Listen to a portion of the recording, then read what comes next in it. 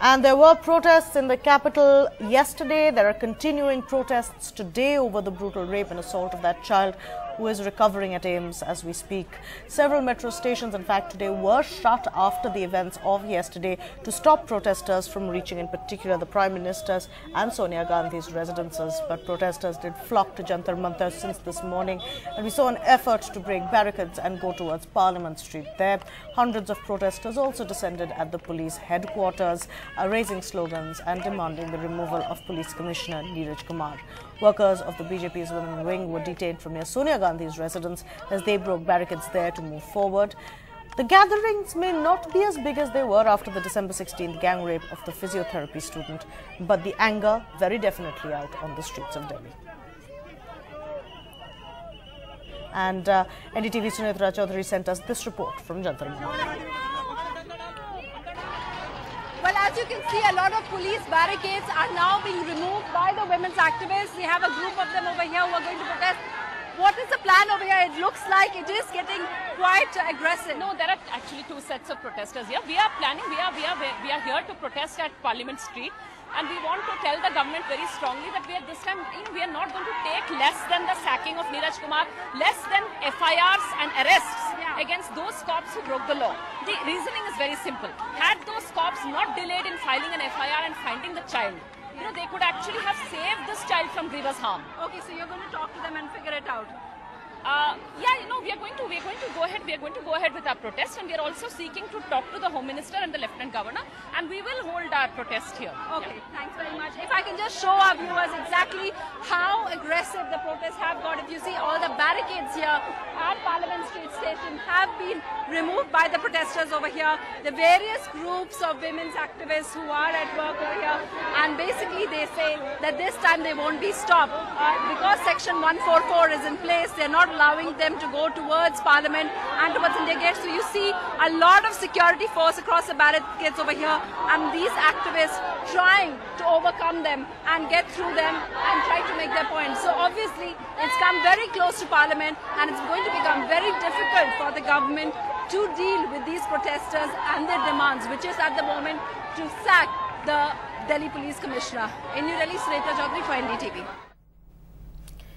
Sunitra sent us that report earlier, and now she joins us live from Jantar Mantar, where the protests are still continuing. Sunitra, there seem to be two primary issues that protesters this time are focusing on. One, of course, is justice, harsher punishments, more security and safety for women and children. The other is the police. Well, that's the police, of course. They want Neeraj Kumar to be sacked. Also, I heard, if you see behind me, those are the protesters that are here, the women's groups who are here from various organizations. We have some of them here with me as well. But what they're now also saying that the Home Minister, it's not just the police commissioner, but the Home Minister, Sushil Kumar Shinde, should also be sacked. We have JNU students here with us, and we also have women's group activists, Ranjana Kumari. What worries you about these particular, what has made you come out on the street now? There is no fear. It's not stopping. Last evening, 7-year-old girl was raped in Kapaseda. Just now we have received a message again from the police. Another girl has been raped. Now this is not going to be acceptable at all. Somehow we are seeing the insensitivity of the police. They have just closed their minds and their action. One thing, ma'am, which some people have pointed out is, child sexual abuse is a problem which is very, very prevalent. How could the police could they have stopped it, is what they are, in December 16, definitely, we obviously saw the connection because they were moving around in a vehicle which was impounded, which should have been impounded. But in this case, how do we really, nail them? Sunitra, it is true that the society is breeding the sexual perverts. They are the brutes who are around, they are criminals. It is true, and society has to wake up to the call to change the mindset. We have to start identifying such people, giving them to the police custody. We have to start identifying these people, make society aware. We have to change our value system in the family. There is absolutely no denying of this fact. But at the same time, when the police is, informed, when the family goes to tell the police that, look, my daughter is lost, should they not take it seriously? Should they not start searching? Should they not take violence against women as a serious offense? This is the problem. This is where the problem is. And also on the top of that, when you look at Aligarh, the way police was beating women, look at in Punjab, the way police was beating women, look at the way Delhi police slapped a woman. So it's Home Minister must resign. Why should this government is not serious at all. This is what it looks like. So it's not just that we are saying that police is to be blamed and police must sit in every household and try to protect. But when they get, so what do? They say, okay, don't go to the media, don't inform anybody, otherwise it will become political, your family will be put to shame. What kind of a message are they conveying? Gender sensitization programs which should have taken place after December 16, definitely. A lot of students, of course, giving voice to the protest. These young students are from JNU, Jawaharlal Nehru University.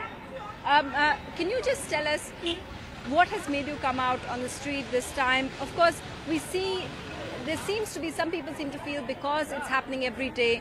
Do you also believe, do you think your protest is making a difference? Well, there was once a quote, it used to say, because things are the way they are, they should not be the way they are. That was Bertolt Brecht. So that is why we are here, because, it's something so shocking, the sadistic rape of a 5-year-old child.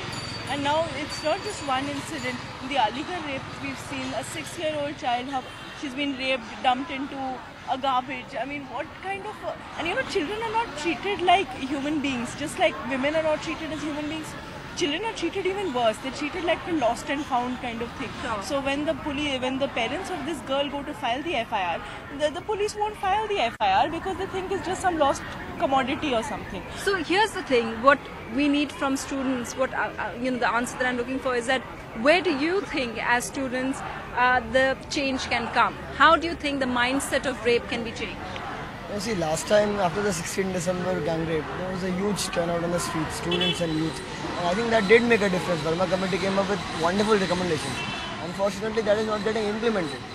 And then we see the kind of dilution in laws that the ordinance came, the government came up with the ordinance. So I think we must fight for the recommendations of the Verma committee in total.